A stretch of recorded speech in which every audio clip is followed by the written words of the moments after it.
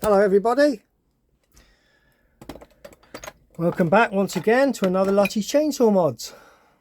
I've just been square filing my MS362. I've been trying to anyway. I've never done it before. I've seen a few tutorials, but I've never had a go at it, to be honest with you. So, you know, just having a go. I want to see how it cuts, to be honest with you. So I mean, the profiles, I don't know if you can see the profile on this phone or not. Let's have a look. See the one marked in red? See, it's got like a wedged profile on it. I don't know if you can see that great or not. I know I can't, but you might be able to.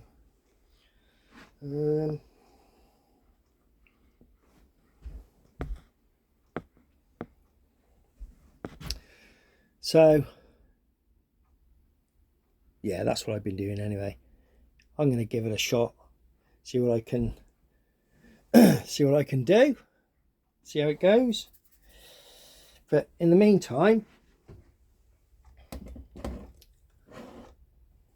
this is my this is one of my race saws here that the it's playing up, the crankshaft's twisted on it. I'll do a tutorial on it, showing you how to watch for a twisted crankshaft, because they're pressed together, the crankshafts. A lot of chainsaws are like that. And realistically, they're made to run 3 horsepower. That one there's it's 5 horsepower. That one is, and it's run for 2 years. It's held itself for 2 years.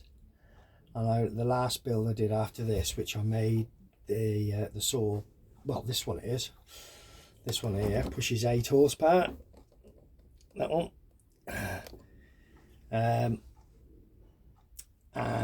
But this one kept failing on my dyno because the crank kept twisting all the time. Only a tiny bit, but they do twist, and then it opens up the seals because it's not running true or anything. And I can show you how to look for that and how to correct it. It won't cost you a penny. You won't have to send it away anywhere or whatever. You know, I've got bits and pieces around here that I do it with, and I'm sure you can do the same. It's a relatively easy job really, apart from the fact you've got to completely strip your saw and split the casings, like, and then I weld them up.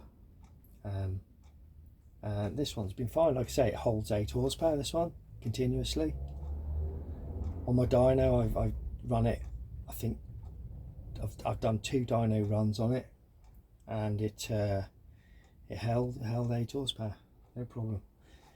Now I wanted to talk about this, which is well, I'm going to call it an expansion chamber. People hate me calling it that, and I know they do, but ultimately it's got the same properties as an expansion chamber. And this one, well fitted to a performance saw with a bigger carb in it, etc., on this saw, it gives this change. It went up from 6 horsepower on the dyno until I changed, because I ran it with this silencer, the standard silencer, which had a couple of holes drilled in it basically inside for a bit extra flow, and it pushed 6 horsepower with this, and it pushed 8 horsepower with this one on it. It gives it 2 horsepower. You know, a lot of people don't believe it, but it does. It's as simple as that. It does. But I thought, well, what I'd do is try and explain what I'm doing with them, and you know how they do work. I'm not into measuring chamber sizes and all that, and you'll see why you don't need to really on this design. Now, obviously, this is a proper expansion chamber, a drawing of one. Might be a bad drawing, but it's you know, it's a drawing of one. Now, on a proper expansion chamber, you've got the chamber itself, which is designed as a shape that can hold 1 pulse or 1 exhaust fire of exhaust gases. That's how it's designed. Now, the reason is if you didn't have an expansion chamber that could hold back, put some pressure against the exhaust port after it's fired, what happens, so your next cycle, as the piston's going down, it's pushing up fuel air mix on top of the piston crane. Now, if you have nothing to hold it back here, no pressure or anything in this area, instead of the fuel air mix staying in the chamber, in the combustion chamber, some of it will spill out, and it's showing a tiny bit here, but really a lot more than will spill out, and you will find the end of your exhaust gets wet with fuel, okay, which means you've got something wrong, you know, because you're not making the most of your fuel air mix, you're losing it. So the expansion chamber is designed to counteract this loss of fuel air mix, and the way it works is your exhaust pulse comes out, all your exhaust gases come out. Now with a sound wave, like a bullet always hits its target before the sound wave comes out. Now these engines at sort of high revs, you're looking at 400 pulses or exhaust actions in a second, okay, 400. So if you have nothing to hold it back, you're just spewing it out everywhere. So your exhaust gases have come out, there's no sound wave at that point until this is full. Right behind it is a sound wave, okay, and now that's travelling and it comes into the chamber, and the sound wave hits the cone shape at the back of your expansion chamber. That cone shape, these are supposed to be echoes, look, echoes, pressure, sound wave pressure, back up against the exhaust port. That then counteracts your fuel air mix from coming out, so it keeps it in the combustion chamber, okay. I hope I've explained that right. I've done one of these before, but I'm trying to explain about my chamber really. So now my chamber, this one specifically, I mean they all work the same, they're a bit different shape, but they work the same. So on this one, see, originally I had, see, can you see that shape there? That's the sonic cone, that is. And originally, the first one I ever built, I put a hole in that and I had the outlet pipe there. So it was similar to an expansion chamber.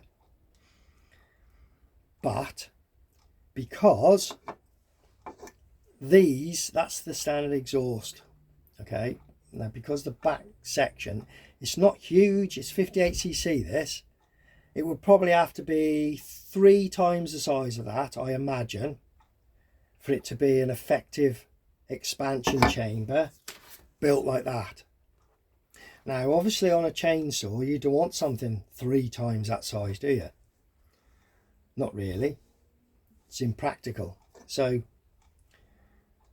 what I do, what I've done on this one is I've put in a sonic cone here, look, on the end, bearing in mind the exhaust itself is gutted, you know, it's all blanked off, etc. It's gutted inside and what have you, originally. So I weld a cone in there, and the cone, basically, the ends of the cones just touch these exhaust stud tubes. Okay, so it's just big enough to go in there. The first experiment I ever did with one of these, I just put a cone on a standard one like this, left the muffler holes, put a cone in here, and it held back the RPMs massive, so the cone works, trust me. So anyway, I put a cone here, look.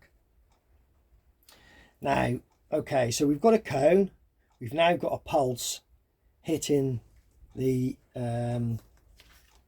exhaust port, okay. So this is what I've drawn. Hope you can see that in comparison to the other one, but this is, I'm trying to explain how it works, okay? So this is a representation of that exhaust really, except obviously I've done it a different shape so you can sort of see it, okay? So here, look, here is the cone, which I've just shown you on my exhaust, okay? So your exhaust fires, exhaust gases, some come in here into this chamber. Now I've got a freeway tube, I call it, put in here, okay? So I fit a piece of pipe in here so that it's really close to the exhaust chamber, but more than anything it masks the sonic wave coming back off this cone, okay? I don't know if you can understand what I'm trying to say here. So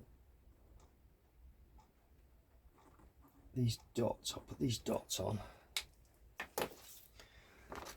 So this here is supposed to represent the exhaust port, okay? Now if you look, I've put my tube so it masks a portion of the exhaust port, okay? And the reason is that then masks the sonic wave, so that the sonic wave is only concentrated in a portion of the exhaust port, okay? So the freeway tube, which I fit here, allows exhaust gases to come out and through the exhaust and out with no pressure basically, okay? So you've got a portion of it is allowed to pass its gases through here, okay? But another portion of the actual exhaust port is subjected to the sound wave from the cone, so it's pressurizing only part of the port. You see what I mean when I say it's the same, but it works kind of different. So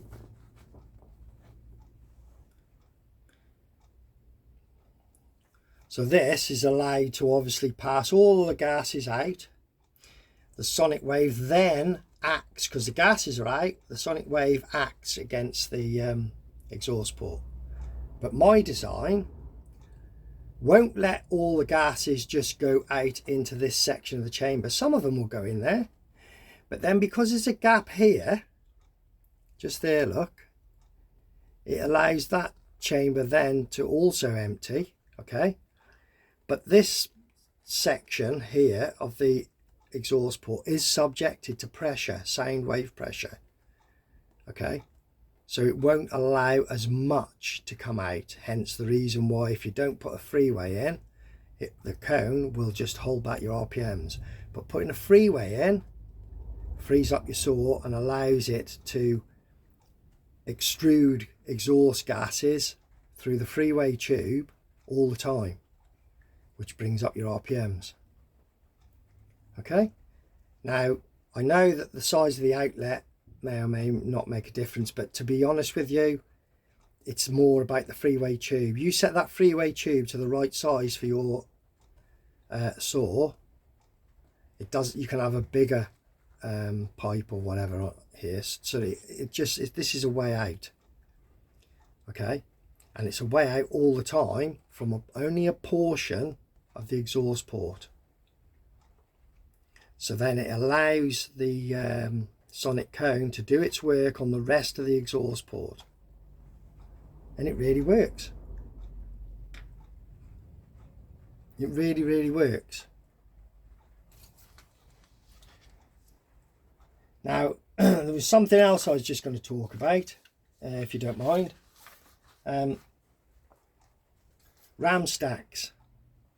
Now I think you can see that. So you can see I've drawn a ram stack on a standard carburettor, okay?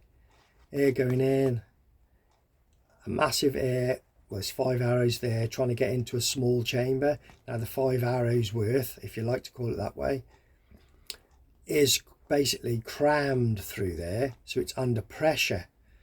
Now on a normal carburettor with a float chamber in it, because that's under pressure, you're going to struggle to get your mixture right, really. You can do it, opening them up, etc., but then it's not going to necessarily work great at lower RPMs. This is where a chainsaw is ideal for a ram stack, because all chainsaws are designed with a pump. They've got a pump inside the carburettor, and obviously that pump allows the saw to work any which way, upside down, all over the place. So the fuel is fed under pressure. So when the ram stack pressurizes the venturi in through the carburettor, the pump is pumping the fuel through. So yeah, you'll adjust your screws to suit, and you'll have to open up your screws a little bit because you're cramming more air through now. It's speeding it through, okay? But because it's got a pump, ram stacks are perfect for a chainsaw. They work great. That's just something I wanted to say. Hope you find that interesting. So, and I know one thing about this, yeah, okay, it looks a little bit like an expansion chamber, a standard one, but that's just ultimately what I was trying to do, was get as much size without it getting in the way. So to do that, see, I bored a hole in the side here, a large hole, and then my freeway tube feeds that large hole. Okay, here's another thing here, see, because you know I like the sound of an expansion chamber sometimes, don't get me wrong, but this one's turned out to be pretty quiet, and the reason I think it's turned out to be quiet is because instead of having this freeway tube going into this section right in, because you could have done that, it would have still worked, but it would have been noisier if you'd have had that freeway tube inside here. But because I stopped the freeway tube here just before the hole, then the sound inside this that comes out of this exhaust port down the freeway tube is expanded into the rest of the silencer or muffler. Therefore it makes it quiet, and it is pretty quiet, to be fair. It is pretty quiet. So if you do that and just leave it short of the outlet hole inside the muffler, it'll echo the sound in here, and it does make it quiet. Now the first one I did, which is this one, look.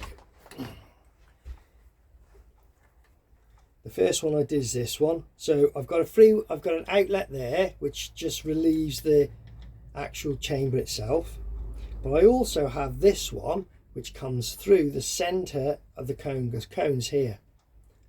Okay, but this one is set 60mm away from the exhaust port, and this one crackles. It does sound really good. It sounds really beefy, but it depends what you want, like, you know, because the thing is, I go cutting in a forest, but I also obviously do a lot of cutting at home, a lot of prep at home. So I'm in an urban environment. You can probably see some of my wood that I've see, this is the kind of this is the kind of work we do down here. It's there's a fair bit down there.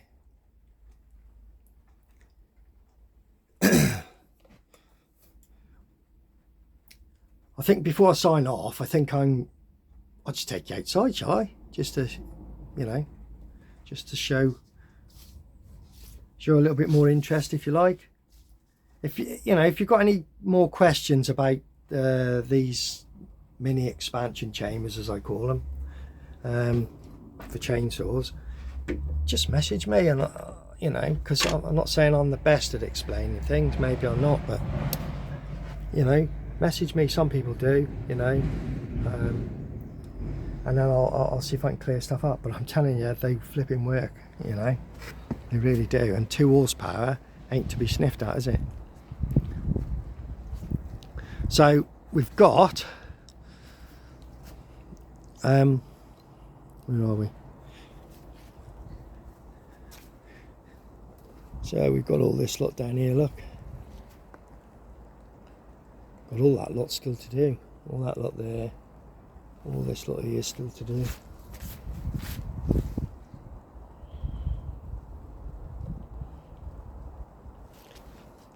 This is my saw bench. A lot of people think it's a dangerous thing, but trust me, it isn't. So this is a 5 horsepower saw bench, and I built it because if you ever cut, I don't know if you've ever cut branches with a chainsaw, especially smaller ones, in a sawing horse, they come out and they generally smash you in the shins. So I built this, and it is, I've had it, I think I did I'm pretty sure early on I did do a video with it, actually, showing it. But it's a godsend because you can hold the branch and just, it's got a circular saw blade in it. You can just stand to the side so you're not in the way of anything. Hold the branch and just run it through. It's flipping brilliant. So yeah, we've got a fair bit of wood about, as you can see, and a fair bit to do and all. A bit around there, a bit over there. The one shed's getting a bit empty, that one. But yeah, so I'll start my pack away actually. So I'll pack up now, I think, and but I hope you've enjoyed it. Like, you know, it's I'm never sure if I see, I know in my head how I've built stuff, like, but I'm never sure if I've got it across or not, like. But so anyway, you know, if you've got any questions, just message me, and please like and share if you enjoy what you're watching. And so I'm signing off now. Thank you very much for watching once again, Lutys Chainsaw Mods, and bye for now.